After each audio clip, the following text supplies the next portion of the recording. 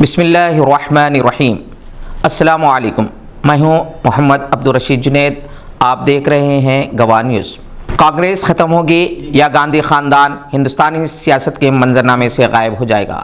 یہ سوال موضوع بحث ہے۔ کانگریس نے تنظیمی انتخابات کا اعلان کیا ہے۔ 17 اکتوبر کو الیکشن ہوں گے۔ سونیا گاندھی اور راہل گاندھی نے خود کو ان الیکشن سے دور رکھنے کا فیصلہ کیا ہے، جبکہ کانگریس کے تعلیمی اعتبار اور اپنی انگریزی صلاحیت کی بنیاد پر قابل ترین سمجھے جانے والے ششی تھرور نے کانگریس کے صدارتی انتخابات میں حصہ لینے کا اعلان کیا ہے۔ اور بھی کئی نام سامنے آ سکتے ہیں۔ حالیہ عرصے کے دوران بڑے پیمانے پر کانگریس میں بغاوت نے پہلی بار سونیا اور راہل کو آنکھیں کھول کر اپنے اطراف کے جائزہ لینے کے لیے مجبور کیا ہے۔ یاد رہے کہ کانگریس میں بغاوت پہلی بار نہیں ہے۔ جگجیون رام، وی پی سنگھ، شرد پوار، ممتا بنرجی کے بعد کپل سبل اور اب غلام نبی آزاد نے بھی پارٹی سے علیحدگی اختیار کی ہے۔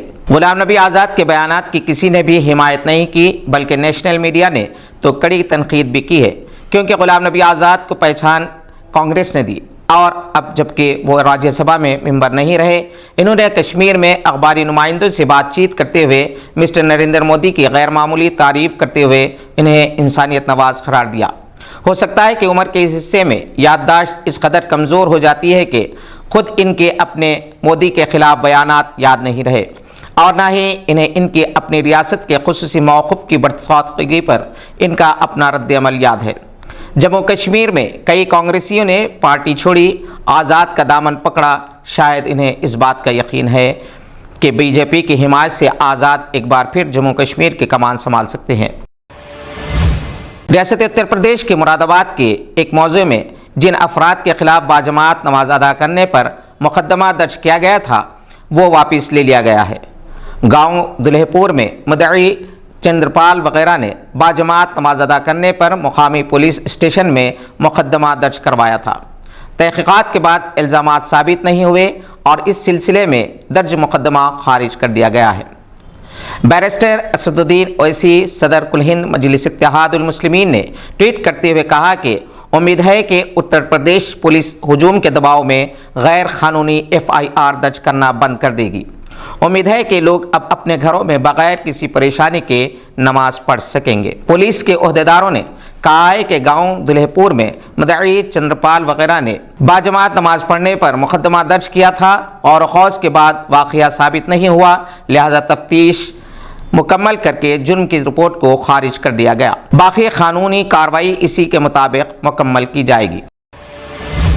کویت میں مقیم ممتاز حیدرآبادی صنعت کار و business man, chemical engineering expert جناب عبدالکریم عرفان نے بتایا کہ کویت میں حالات تیزی سے بدل رہے ہیں، اگرچہ کہ اب بھی 12 لاکھ ہندوستانی وہاں پر کام کر رہے ہیں، تاہم نئے آنے والوں کے لیے پہلی جیسی کشش باقی نہیں رہی ہے، کیونکہ کویت کو ہندوستان کے مقابلے میں بنگلہ دیش اور سری لنکا سے سستا لیبر مل رہا ہے۔ اس کے علاوہ نئے قوانین کے تحت 60 سال سے زائد ایسے تارکین وطن جن کے پاس کوئی ڈگری نہیں ہے، اب انہیں وہاں رہنے کی اجازت نہیں ہوگی۔ عبدالکریم 39 سال سے کویت میں مقیم ہے اور ان چند گنے چنے حیدرآبادیوں میں سے ہیں جنہوں نے ہر شعبہ حیات میں ترقی اور کامیابی حاصل کی۔ وہ کئی کمپنیوں کے مالک ہیں۔ گواہ نیوز کو انہوں نے بتایا کہ کامیابی ترقی اللہ کی مہربانی ہے۔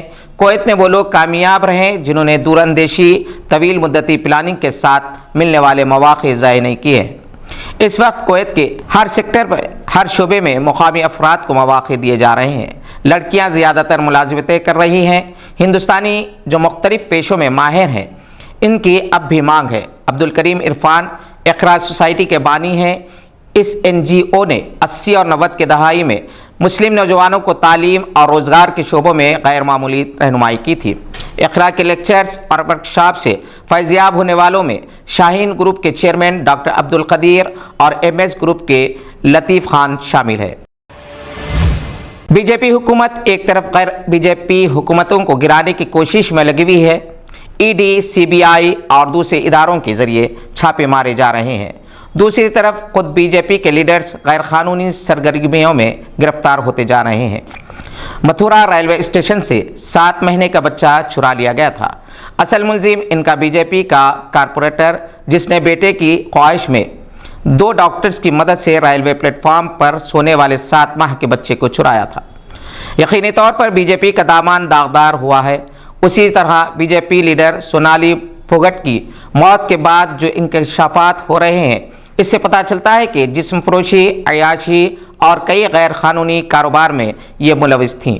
इसकी मौत को कत्ल करार दिया जा रहा है। आज के बुलेटिन में बस इतना ही। उम्मीद है कि आपने हमारे चैनल को सब्सक्राइब कर लिया होगा। शुक्रिया। खुदा हाफिज़।